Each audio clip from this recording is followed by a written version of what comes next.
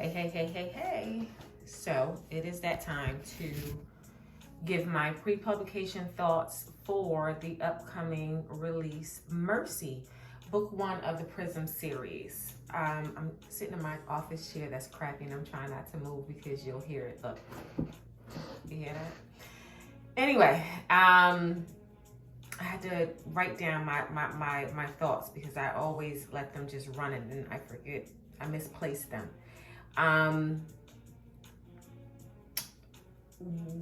Well, we're still on track for Wednesday. The book has been done. It's been done for about close to 3 weeks now. It has been edited and polished and proofed and all that good stuff. And I pray that we caught everything. It was like it was a jungle in there. And I hope we caught everything, all of my mess, all of my mistakes. I hope everything was caught. But I wanted to leave time to have it edited, and plus my publisher partner, he likes, for bookkeeping purposes, he likes to release books at the first of the month. And I don't always help with that desire, but this time, I was able to do it. Unfortunately, we were only 2 books in. This makes us only 2 books in, which means I'm in trouble because I'm supposed to do 3 books a year. But I've been busy. My last pre-publication thoughts video, I don't know if I got into, I was hit with 2 deaths back in the spring while writing Love's Encroachment. I was trying to have a summer, to distract from that, which didn't necessarily go well, but I tried. I absolutely tried. But as soon as I was done with Love's Encroachment, I went on a heavy search for literary agents alone by myself. I've done it before, and I've employed the assistance of other people. And this time I did it by myself. To no cigars, but I learned a whole lot about this literary game. I learned a whole lot more. I'm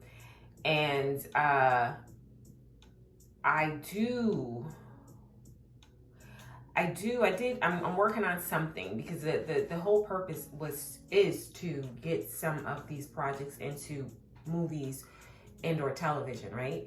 And that is my hope. And that's not my hope. That's just what I believe is going to happen. I just have to, I had to put down the pen and kind of focus on that, put some energy into that. And I'm still working on that. I'm still working on finding a partner who can help me, bring that into fruition. So prayerfully, I'll have more news on that at a later date. But that's just what I've been working on. That's a for sure thing. I've been working on it. Not that it's going to happen. I don't have a date when it's going to happen, but I've definitely been working on it.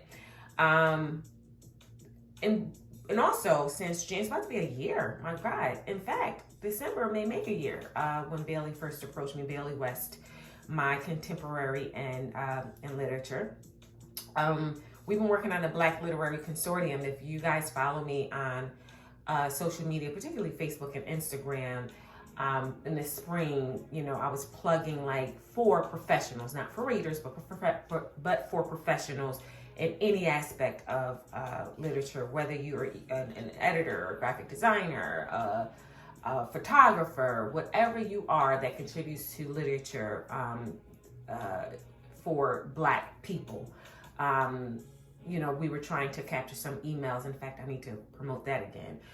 Because we're ready to roll out the Black Literary Consortium, an organization, a membership-based organization at the vision of Bailey West. And I'm really excited about that. I put in a lot of work with that. I think that kind of helped me, I think about it, with all that had been going on. But I've been working alongside Bailey as her assistant.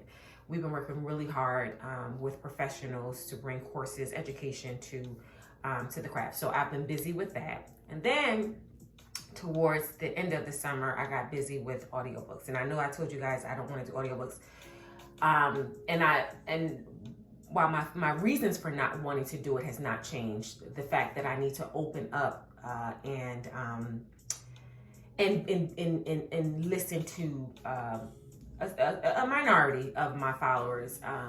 That minority is a powerful voice that's requesting audiobook. So my publishing partner met in late this summer, and we decided that we'll work on it a little bit. So the first thing we started with was re-engineering or remastering book 1 of the Love and Rhythm and Blues series, The Rhythm of Blues.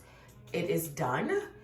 It has been re-uploaded, and we are actually in the process. Even last night, up until last night, we were working on just re-uploading it.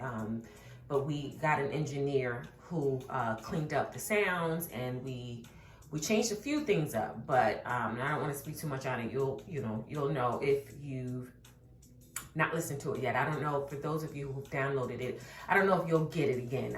It's probably away, but I'm just not 100% sure.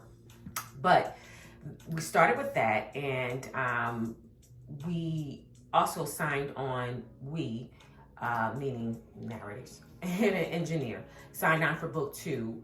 Book 2, they've started recording book 2 just recently, and I wanted to be clear on this because I don't want you guys to think I've been fibbing to you guys. I've not been fibbing. When I made the announcement, they had signed the contracts, but both of them were delayed in starting book 2. But book 1 has been worked on since then. Like we retweaked it, all of us. So anyway, they are supposed to be done recording by the end of this month, but it doesn't mean that the book will go live at the end of this month.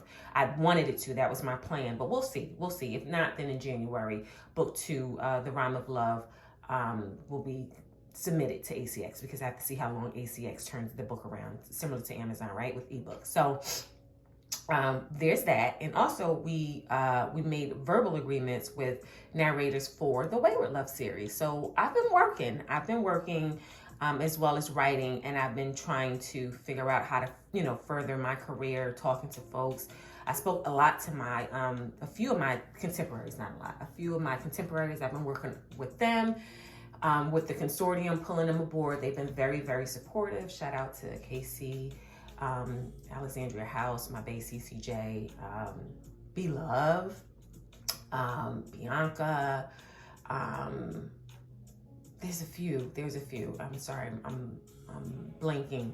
But anyway, been talking shop with them a lot. So it's been a summer, right? A summer and into the fall. So let's get to this. Let's get to why we're here. We're here for mercy. We want to, I never really give away anything, and not because I want to keep anything a secret. It's just that I don't know. I don't know what to say. But I will say that I met Ashira and Jazz. I want to say when I was writing the Muted Hopelessness series, and as with any other set of clients, when I meet them, this is usually not how the story ends. Like, it's a lot of, like, even with Ezra, there's a lot of changes that happens. Like, but they get me with the crux of their story, right? So I knew Jazz. I think when I told you guys about them, especially when I had the virtual signing, and someone had asked me during the Zoom call, love, what's next? And I said, I'm thinking about writing about a thug nigga. Everybody got excited. And I was just, and it's so hard for me because while that element I'm good in, the urban element, the mentality of people, it has to be specific for me. I'm not a lit, I don't write a street lit. And I don't even write urban, but I'm good with the element because that's just who I am. But Jazz is, just like Asmir, he's just a different type of street dude. Like, I like cerebral people, and especially men. So unfortunately for Shira, she had to learn what you see is not what you get. And that's where we're going to land at the end of book 1. The commonalities of these two, because they are from worlds apart. They're both in building, meaning constructions, building homes. Ashira's father owns a large firm that's been in business for 30 plus years or something like that. I can't quite recall. And she's been thrusted into the business, and she is basically, the CEO, because he kind of just left it to her just so he can go live his life at the expense of her dreams. And Jazz has been wanting to be a builder since he was a kid, and that's probably one of the first. I think that was the excerpt we released. That is the first scene, if I'm not mistaken. That's the first scene. That's part 1 of book 1. So when they do meet as adults, they they're both in building. Ashira running a building, and Jazz as a laborer, as you know, he wears many hats and he's trying to work his way up the firm that he works at. And ironically enough, I'm gonna say this, and I'm over 10 minutes. I hate doing these things long because it takes forever to upload them. Ironically enough, just so there's no confusion, and trust me, there's a lot of crossover. There's gonna be a lot of crossover, a lot of familiar names. If you're not familiar with them, and if you get confused, don't beat me up in the reviews. Just make sure you know that that I made a boo-boo before you say, oh, this don't make no sense because this timing and all this other stuff. Rizzo.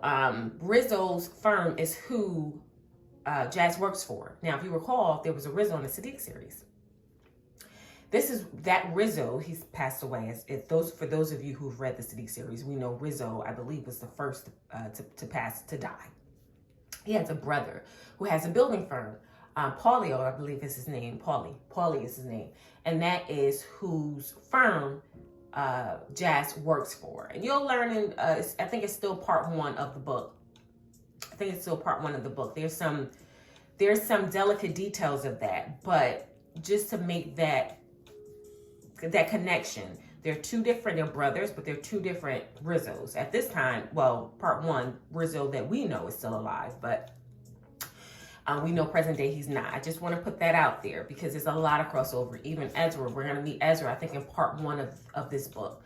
And there are going to be some things about Ezra that's going to make you wonder, wait, this doesn't make any sense. But if you just follow the timeline that I really did leave loose. If you notice, I've not been putting dates in the books anymore. And I stopped doing that some time ago because it was dating the book. And I don't want my books to be dated. I want someone 20 years from now to read Love's Improbable Possibility and them feel it's contemporary. And I feel like that was the thing. I'm always good at writing modern art, right? Today, we're living in today's, unless it's something in the past. But I'm going to always bring it to date. The problem with that is it dates the book. So while this book, part 2 of this book, is taking place present day, part 2 will be present day. Part 2 will lead us into book 2.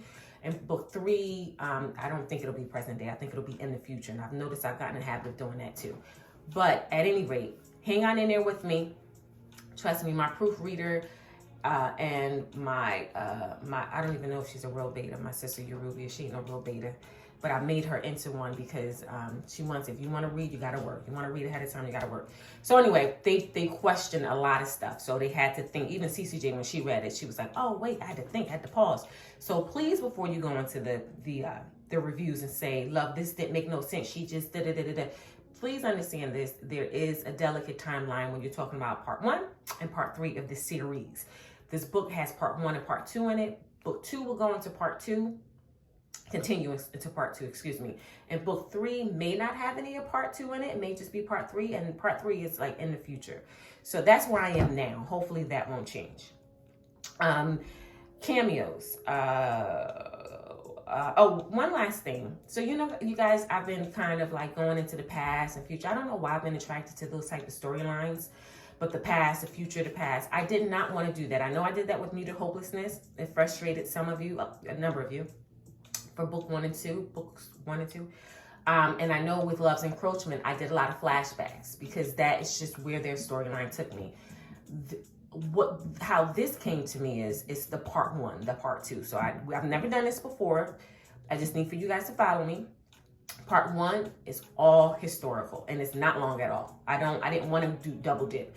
There's just a lot of part 1 really had to do with Jazz's development, his character development. So I tried to, make everything condensed for part 1, and then we go into part 2. So just pay attention. And I try not to be so rigid about the timelines. I think I have for like part 2, like about 2 years and a half, or about a year and a half later, So I don't want to restrict myself to years so much as I need for you to just kind of know this was like a year and a half ago or whatever. So keep that in mind. Cameos. Let me hurry up because I'm hitting 15 minutes and I don't like that. It takes forever to upload this to YouTube. Earl Ellis will probably be the first familiar figure that we're going to see in part 1, book 1. Ezra will be the second. Asmir will be there. Young Lord will be there loosely. Raina will be there. L. Jerome will be there in book 1. Sadiq, there'll be mentions of him. Sadiq has been very elusive, which seems very Sadiqish, because I've said in the past, I know Sadiq knows Ashton. I know Sadiq knows Alon's. I know he knows these people. It's just that Sadiq does his own thing. So I don't know. I think we'll see some of Sadiq, but I don't know. Sadiq doesn't really talk to me anymore. We're not beefing. He's just living his life. We had a thing. I provided a service, and Sadiq is just like, all right, peace, love. So we'll see. Alton and Tanisha, there's a mention. There's lots of mentions of that show. It's a commonality, another commonality between Jazz and Ashira. They both love that reality show, Taking Tips with Tanisha. So there will be mentions of that where you can get, you know how they do. You can get some updates of Alton and his foolery, his tomfoolery. The next book. I've started writing it, not a lot. What's been slowing me down is I had to take my time doing my final read of this book, and I had to do a lot of polishing in this book. So that has slowed me down. But I'll go back into it. I was actually just editing it on Sunday. Yesterday was Sunday, right? Did I finish yesterday, or was it the day before yesterday? But I edited what I had written so far. But anyway, I go right into writing because, as you can see, I'm behind. And when I'm behind with putting out books, that it has some financial implications. But I'm going to say the first quarter of 2022, but probably in the back of the book is going to say the summer, because I always pat myself with time, even though it doesn't take that much time. I don't want to hear you guys' mouth, so I will torture you and say that book 2 will be out next summer, and that's just not true. That will not be true unless something really extreme happens in my world. That is just not true. So I think that's it. There's a lot going on. I feel like that's what we were talking about on the Right Honestly podcast. AG said the fuckery that goes, all the fuckery she said, goes on in your book. And I was like, wow, it is. That's true. So there's a lot going on. I don't know how, if you guys have questions.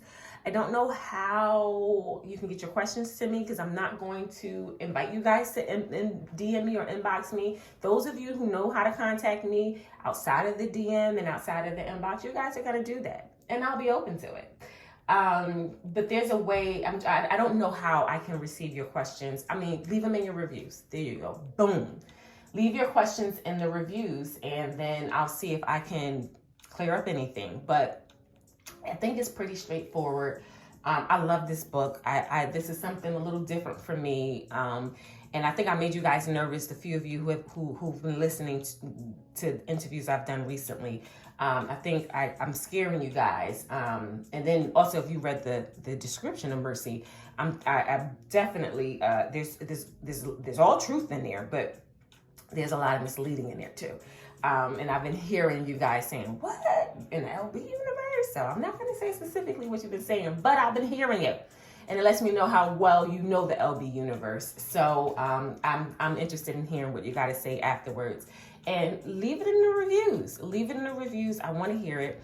I think this is going to be the first time for those who follow me on Facebook. I don't think I'm going to do a discussion about this. A public discussion. It's a lot of work. It's a lot of work, and I don't want to be responsible for putting together a chat. And there's been a changing of the guards. I feel like that time is over, and I know that there are other people who are like, oh, I can do it, I can host, but it's too much work, and I don't want to have to at the last minute like say, oh, could you when there's another changing of the guards. I don't want to do that. So that's why I say questions you may have, leave it in your reviews. You guys know I read them, especially for the first week. I read every review. I do stop at some point because once I feel like I get what the overall response is, good, bad, or ugly, I'll just let it be. But I think you guys are going to love it. I know I freaking love it. I get excited about this like in the middle of the night when I'm twisting and turning. So anyway, do me a favor. Before my birthday, on the 11th, I want to see you guys' reviews. I would love to see how you guys represent me the way that you did from New to Hopelessness. You guys just blew my mind. So, all right, I'm going to stop. I'm just over 20 minutes, and I'm going to let this go, and I will see you guys on the other side.